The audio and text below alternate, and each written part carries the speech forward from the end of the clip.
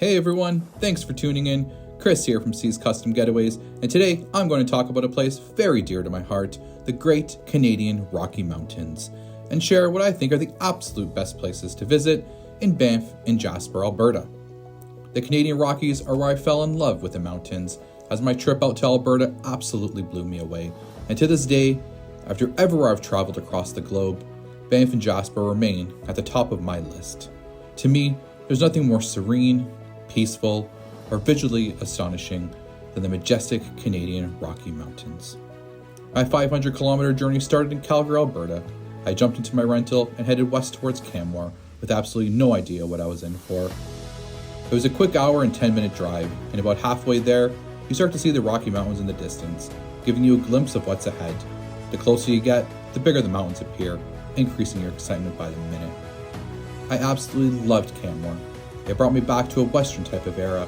The buildings and architecture reminded me of a different time, and I enjoyed every second of it. There's a ton to do in Canmore, and one of the things that I chose was to take a boat ride with the Canmore River Adventures group through the infamous Bow River to get the best view possible of the iconic Three Sister Mountain Peak. It was quite the scenic boat ride. When nighttime comes and it's time for dinner, your options are plentiful, but I highly recommend the Grizzly Paw Brewing Company pub and restaurant. It was awesome.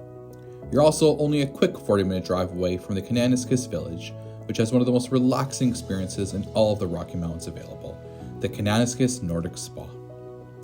After the best start possible to a trip, I headed towards Banff, with no idea that things would get even better. As I arrived in the town of Banff, I was blown away by the atmosphere. The town sits in the center of the gigantic Rocky Mountains, and was something I'd never experienced before. It's hard to explain, as this mountain village brought me a sense of peace I had never felt. Just walking through the town of Banff is satisfying enough. You could stay in town all week and go home happy. But of course, I had to visit some of the iconic lakes nearby and take the infamous Trans-Canada Highway north to Jasper. But before I did that, I had to try and recommend you try as well, is eating at the Great Grizzly House restaurant. This is a fondue restaurant where you can try all sorts of exotic meats, including alligator, kangaroo, and even ostrich. Another great experience in Banff for me was visiting the Fairmont Banff Springs. This place is literally a castle and was absolutely gorgeous. It has a gothic medieval type of feel and was as grand as it gets. I toured, ate, and drank at multiple different spots in this luxury hotel and was glad that I did. Now it was time to embark on one of the best and most scenic drives in the world, the iconic Icefields Parkway that links Banff and Jasper. This drive is filled with mile-high glaciers, an abundance of waterfalls, wildlife everywhere, and some of the nicest turquoise lakes you'll ever see. The route I took crosses through 3 national parks, and lucky for me, when I did this drive for the first time, it was in late spring, so the bears had just finished their hibernation and seemed to be everywhere. I saw brown, black, and even grizzly bears throughout the entire drive. It was absolutely awesome.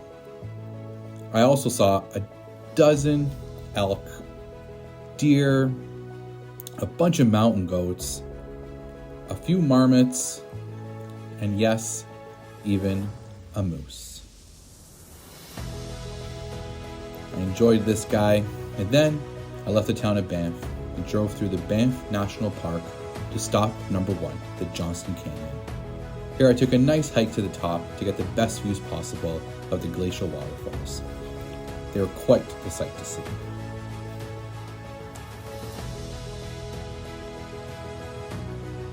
Next on my list was Moraine Lake. This is quite possibly the most beautiful of them all. With the mountains towering behind, this was a view I'll never forget. Absolutely stunning and a must-see. To get here, you can no longer drive direct. You must take a tour bus either from Lake Louise or the town of Banff, but either way, make sure you do it. Next up, the infamous Lake Louise. Here you can drive directly to and park in the massive parking lot, and then walk right over. It backs onto the Fairmont Chateau Lake Louise, which has a restaurant and patio where you can grab a drink or some food and enjoy the grandest view of all. I took a walk all around the lake and was just absolutely floored with the views from all angles. I've never seen a lake with a shade of this turquoise before. It's a must-see for everyone in this lifetime. After Lake Louise, I drove 30 minutes west and crossed the provincial border entering into British Columbia where I visited Emerald Lake in the Yoho National Park. The name says it all. This lake's water was nothing short of emerald green, and such a distinctive change from the turquoise waters of Lake Louise. Here again, I took a nice stroll around the lake and took in all the views. Now it was time to take the Icefields Parkway Highway to Jasper. And this drive was the greatest of my life, and could be one of the greatest of yours too. This route passes through some of the most famous highlights of the Rocky Mountains, including Bow Lake, Peyto Lake, the Columbia Icefields, and the Athabasca Glacier and Falls. I was absolutely blown away, which really was the theme of this trip. Everything just got grander and grander, and in Jasper, it seemed like the lakes were bigger, the wildlife was multiplied, and the tourists were less. It was like an upgraded version of Banff, which really says a lot considering how highly I think of Banff. There's so much to do in Jasper, but here's how I'd recommend spending a day. Start by heading to the Jasper Skytram. Here you can take a gondola ride 7,425 feet to the top of the Whistler's Mountain. Yes, still in Jasper, Alberta. And enjoy the views from the top. You can also enjoy craft beer or some comfort food at the Summit Cafe.